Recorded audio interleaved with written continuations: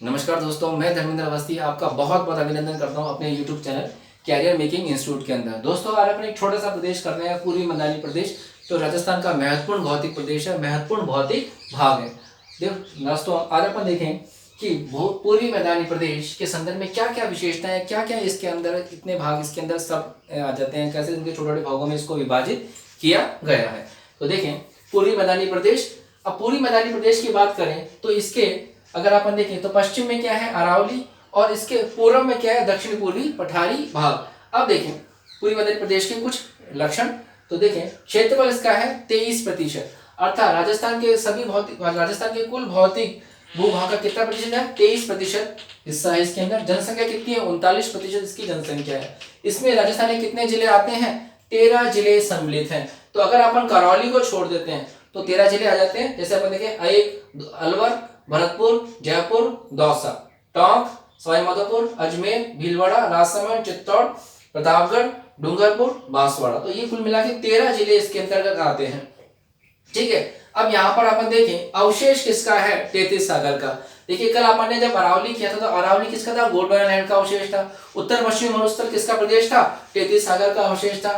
पूर्वी मैदानी भाग किसका अवशेष है, 33 सागर का अवशेष है। ठीक है, अब अपन देखिए मिट्टी कैसी मिलेगी, जलोढ़ और काप। चूंकि नदी घाटियों का क्षेत्र है तो नदी घाटियों में ज्यादातर कैसी मिट्टी मिलती है, जलोढ़ या काप मिट्टी मिलती है। जलोढ़ मिट्टी दो प्रकार की होती है, जलोढ़ या काप मिट्टी अपन कह सकते हैं दो प्रकार की होती है। पहला है बांगर और दूसरा है खादर। अब देखिए बांगर तो पुरानी बाढ़ के मैदान होते हैं और खादर नवीन बाढ़ के मैदान होते हैं। चूंकि राजस्थान के अंतर्गत नवीन जो अपन देखें खादर, जो नवीन मिट्टी का क्षेत्र है वो बहुत कम है। मिट्टी जो खादर मिलेगी वो नदी के पेटे वाले हिस्से में ही मिलेगी, जहाँ नदी का जल बहता है और बहता हुआ आता है। अदरवाइज उसके जो विस्तृत क्षेत्र में देखेंगे तो अपन को खादर की जगह क्या मिलेगी, बांगर मिलेगी। अब अपन यहाँ आगे बढ़ते हैं कि देखिए तो ये आपसे खादर और बांगर का अंतर अपन को समझ में आया है। अब देखिए जलवायु कैसी है, आर्द्र जलवायु है। आर्द्र जलवायु है, क्यों है साहब, तो आर्द्र जलवायु इसलिए रीजन है क्योंकि अरावली है और अपन देखिए जब बंगाल की खाड़ी का जो मानसून आता है वो अरावली से इस तरह से टकराता है और इस एरिया में ज्यादा वर्षा होती है। इसलिए अगर अपन देखें चूंकि ये इसलिए ज्यादा वर्षा होती है इसलिए यहाँ पे कैसी आर्द्र जलवायु। और अरावली के पश्चिम में वर्षा कम होती है इसलिए उत्तर पश्चिम मरुस्थल आ जाता है और वहां कैसी मिलती है, शुष्क जलवायु। अरावली उप आर्द्र और आर्द्र जलवायु कहाँ मिलती है, आपके पूर्वी मैदानी प्रदेश में, क्योंकि बंगाल की खाड़ी से आने वाले मानसून को रोककर वो उस पूर्वी मैदानी प्रदेश में क्या कराती है, वर्षा कराती है। इसीलिए आपने अरावली को क्या कहा था, जल विभाजक भी कहा था, क्योंकि इससे जो नदियां निकलेंगी अरावली की तरफ वो क्या जाएंगी, कच्छ की खाड़ी अरब सागर में चली जाएंगी और जो पूर्व की तरफ जाएंगी वो बंगाल की खाड़ी में मिलेंगी और जो मुख्य नदियों में मिलकर उसके बाद बंगाल की खाड़ी में वो जाके गिरती है। अब अपन देखते हैं सिंचाई। चूंकि आप जानते हैं कि जलोढ़ और काप का मैदान है इसलिए यहाँ पे कुएं और नलकूप खोदना आसान काम होता है, इसलिए यहाँ पे अत्यधिक सिंचाई जो होगी वो कुओं और नलकूपों से प्राप्त होगी।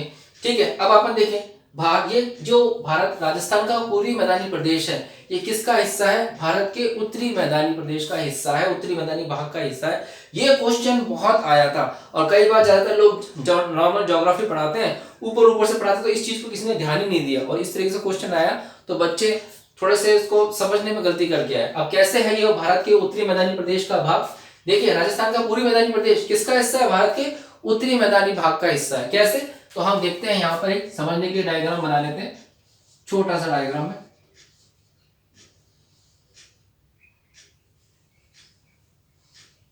अब देखिए यहाँ ये राजस्थान है अपना, ठीक है, आपड़ो राजस्थान। अब इसका जो पूर्वी वाला हिस्सा है ये भारत का कौन सा है, गंगा यमुना का मैदान। और ये जो पूर्वी हिस्सा है ये किसके अंदर आ रहा है, राजस्थान का पूर्वी मैदान, ये भी गंगा जमुना मैदान का ही हिस्सा है, उत्तरी भारत के मैदान का ही हिस्सा है। तो हम कह सकते हैं कि पूर्वी मैदानी प्रदेश भारत के उत्तरी मैदान का ही एक भाग है। तो यहाँ तो ये आपको कोई दिक्कत आनी नहीं चाहिए। अब अपन देखते हैं इस पूर्वी मैदानी प्रदेश को मुख्य रूप से किताबों में 4 भागों में दिखा रखा है, चंबल बेसिन को भी इसमें दिखा रखा है, लेकिन चंबल बेसिन इसका ना होकर किसका है भाग है, दक्षिण पूर्वी पठारी भाग का भाग है, क्योंकि इसकी मूल नदी और चंबल की जितनी भी सहायक नदी है वो भी इसके अंदर है। ठीक है, हालांकि अपन देखते हैं चंबल की सबसे बड़ी सहायक नदी कौन सी है, बनास। इसके अंदर अपन देखें तो चंबल जो है मूलतः दक्षिण पूर्वी पठारी प्रदेश की मुख्य नदी है। तो अपन देखते हैं इसको 3 भागों में अपन ने विभाजित किया है, माही बेसिन, बनास बेसिन और बाण गंगा बेसिन। अब माही बेसिन की अपन बात कर रहे हैं तो माही बेसिन के अंदर 3 जिले आते हैं, बांसवाड़ा, प्रतापगढ़ और डूंगरपुर। अब देखिए माही जो नदी है वो मध्य प्रदेश के धार जिले के अमूमोरू की पहाड़ियों की मेहंद झील से निकलती है और राजस्थान के खादू गांव बांसवाड़ा में प्रवेश करती है।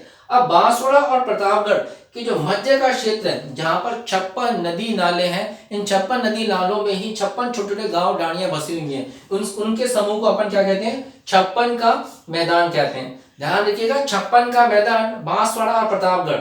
कई बार बांसवाड़ा और डूंगरपुर भी देते हैं तो बच्चे कंफ्यूज होते हैं, लेकिन आंसर क्या है? बांसवाड़ा और प्रतापगढ़। अब यहाँ देखें 56 की पहाड़ियां कहाँ थी? तो 56 की पहाड़ियां बालोतरा और जालौर में थी। बालोतरा अर्थात बाड़मेर और जालौर के अंदर आ गई, लेकिन 56 का मैदान बांसवाड़ा और प्रतापगढ़ की अपन बात कर रहे हैं। अब देखें माही नदी का प्रतापगढ़ स्थित भाग क्या कहलाता है? काठल कहलाता है। क्या कहलाता है? काठल कहलाता है। इसलिए माही नदी को वांगड़ की गंगा, माही नदी को वांगड़ की गंगा, काठल की गंगा, आदिवासियों की गंगा, दक्षिण राजस्थान की स्वर्ण रेखा, कर्क रेखा को 2 बार क्रॉस करने वाली नदी माही नदी कहते हैं। देखिए माही नदी पर एक माही बजाज सागर बांध भी स्थित है जो बांसवाड़ा के अंदर है। वैसे तो माही बजाज सागर राजस्थान और गुजरात की संयुक्त परियोजना है, पर फिर भी अगर अपन देखते हैं तो माही नदी के संदर्भ में जो मुख्य परियोजना है माही बजाज सागर है। अब देखें माही नदी बांसवाड़ा, प्रतापगढ़ और डूंगरपुर से होकर कहाँ चली जाती है? गुजरात में चली जाती है और गुजरात में जाके खंबात की खाड़ी में गिर जाती है। तो ये माही नदी का क्षेत्र है। डूंगरपुर और बांसवाड़ा को अपन क्या कहते हैं? वांगड़ भी कहते हैं, इसको पुष्प क्षेत्र भी कहते हैं, इसको व्याघ्रवाट भी कहते हैं, इसको लाट प्रदेश भी कहते हैं। तो ये इसके अलग अलग नाम हैं जो अपन को ध्यान में रखना है इस प्रदेश के। वैसे राजस्थान के कुछ प्रदेशों के नाम अपन अलग अलग से डिस्कस करेंगे। तो ये हो गया माही नदी का क्षेत्र। दूसरा महत्वपूर्ण क्षेत्र आता है बनास। अब देखिए बनास अपन जानते हैं राजस्थान में ही पूर्णतः बहने वाली सबसे लंबी नदी कौन सी है? बनास नदी। बनास नदी को जो याद करने का सूत्र है वो क्या है?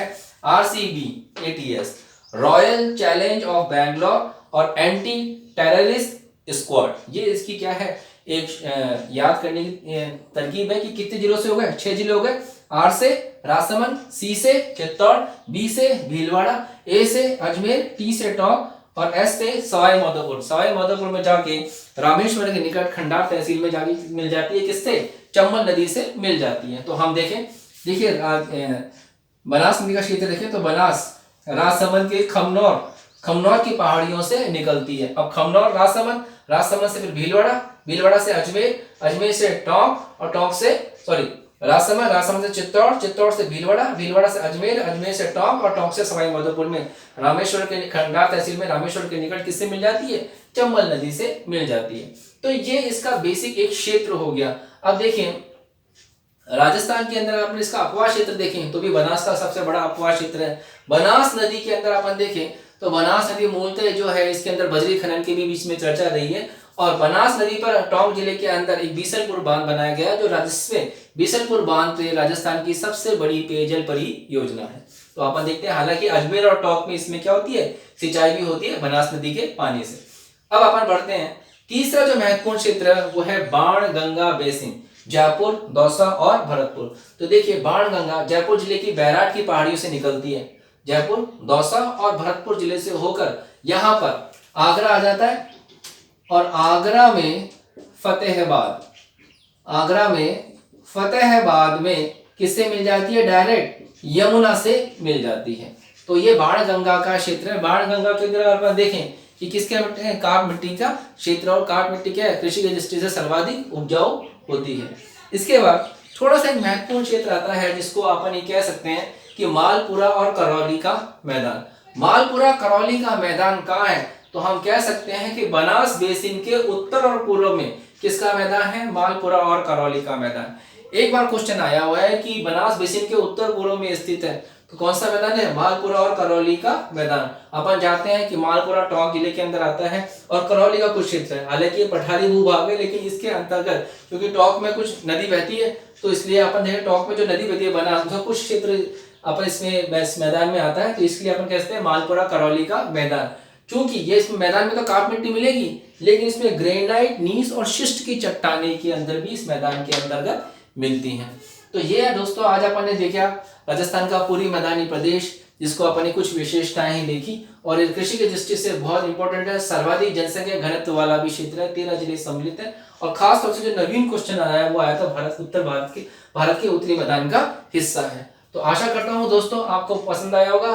छोटा सा टॉपिक लिया है अपन ने, बहुत सिंपल वे में, इसी तरीके से तैयारी करें और अपनी सफलता को सुनिश्चित करें। बहुत बहुत धन्यवाद, नमस्कार।